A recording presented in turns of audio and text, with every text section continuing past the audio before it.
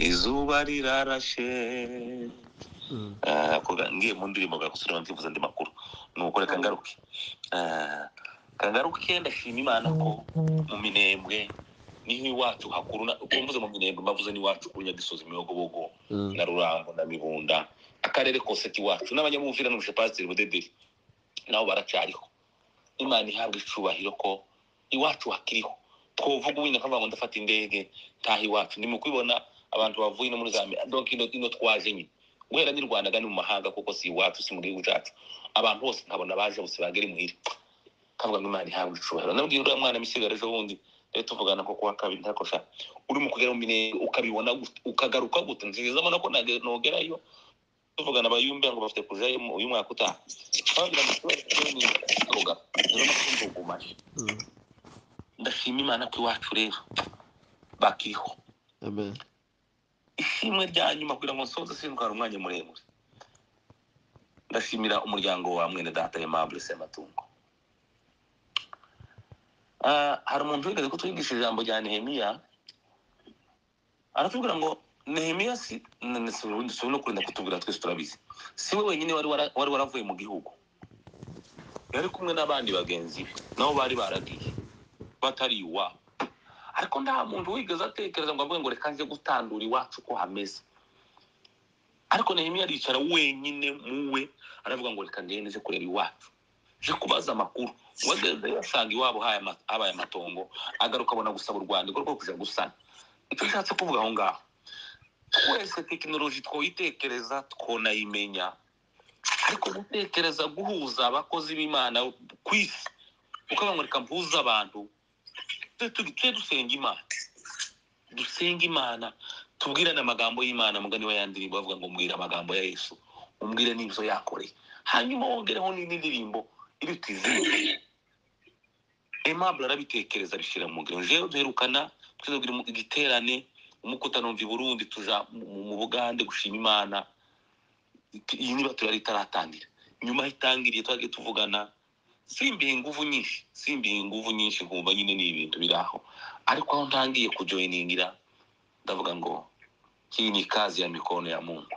Amen. Izindi mbaraga z'Imana kuko twebwe handi wacu turi niba turi ntayo twobona ndayo bimwe nasaze pasteur wacu ndi ndashaka kwirirwa mu cyumba nk'iminsi nk'ibi bamarambaza ngo se none ati umuryango urabura ubayeho gute iyo minsi ibiri umuryango nta kibazo turavuganye umuryango se kujya gusenga umuryango uramufa ku minsi ibiri niriwe mu cyumba nukuvuga ngo hari ubwenge bafite bwinshi ariko hari ibindi byinshi batumva kandi kugira ngo mfate indege nje gutarama muri Sweden bane data bo muri Amerika ni benshi mbaye numva hano ku matelefone ariko ushobora kuba ntaragera iwanyu cyangwa narahageze titubonane umva mwene data waruvuye muri Norvege yawe n'abandi bavandimwe mu Rwanda abandi za Kenya nukuvuga ngo kino gikorwa Aimable na Dorcas mwakose Imana Israel ibaho umugisha. Amen. Amen. Ndabizi Amen. Amen. hari imiryango myinshi yubatswe ivuye mu masengesho ya hano hari ubutabazi bwinshi bwabonetse mu bihugu si mu gihugu gusa mu bihugu hari ubutabazi bwagiye boneka buvuye kuri aba bataramye niba turiya mu gitondo hari amajwi twagiye twumva dukumbuye tudafitiye amanimero wenda kuzibona bitopfa koroha ariko wikonekta gutyo kumva ngo ni Nyanaka ndi Butare Nyanaka ndi mu Minembwe Nyanaka ndi Uvira Nyanaka ndi Norvege Nyanaka ndi Canada kavuga ngo ikinacu Imana ikere gushubahira rero nukuri mu izina ryanje no mu bubasha mpabwa na data usumba byose mbatuyeho umugisha mugira umugisha yango mugira umugisha aho mubaye Imana ibakomereza ubugingo ibahe n'ubuzima bwiza muri isi tugituyemo. Amen. Amen. Dushobora kutazabonana muri Sweden ngo tuze kuhatara ariko tuzobonana tutanabonana kifiko ni mbinguni ni kumuri wokovu yavuze. Amen. Yaravuze ngo najua njia moja ifikayo mbinguni na njia hiyo Yesu waje gusoza ni mbinguni na njia hiyo Yesu na njia hiyo Yesu. Bamuramvya pasiteri nari bakumbuye kumva baravuze hano nuko Imana ya Israeli bamugisha mwese turi kumwe kandi kazi inaendelea na safari inaendelea.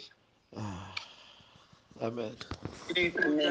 Wapo tunakuwa kiroho, majaribu ni mtaji wa kuongeza imani, usinungunike ujaribi wapo, jua imani yako iko kwenye kipimo. Acha tuteseke, ulimwengu tutese, watu watushimange, watu nene mabaya, hatutautupa ujasiri wetu, tutaendelea kumfuata Yesu. Ikindi kandi ndashimira umukozi w'Imana Mukiza Gadi, burugumesitire wa komine ya Minembwe. Ndashima Imana ku Minembwe ikiriho. Tuvuze Minembwe tuba tuvuze Bibogobogo, tuvuze Mibunda, tuvuze Rurambo, aho hose haracariho kubw'ikiganza c'Imana, kubw'amaboko akomeye y'Imana yacu. Iyo yaturwaniriye ntiyemera kutugira umuhigo w'abanzi. Mwene data Mukiza, n'abo mukorana, n'abavyeyi b'abagabo n'abagore n'abahungu b'abakobwa mwese, Imana ibahe umugisha. Muhagaze mu bibanza byacu no mu byanyu ndetse no mu by'abapfuye. Imana ya Israeli nayo dukomeje kwishima ku bwayo, kandi ico gihugu tuzagitaramamo vuba, ko turaza gutarama tuvuye za Amerika, abandi za Swede, ba Aimable Sematungo bave muri Swede, natwe ba Yonimiki tuvi no muri Amerika. Abakristo bose, Wakristo wa inchi zote, duhure mu Minembwe dutaramira Imana. Imana ibahe umugisha. Bwana sehemu yangu, rafiki yangu wewe, katika safari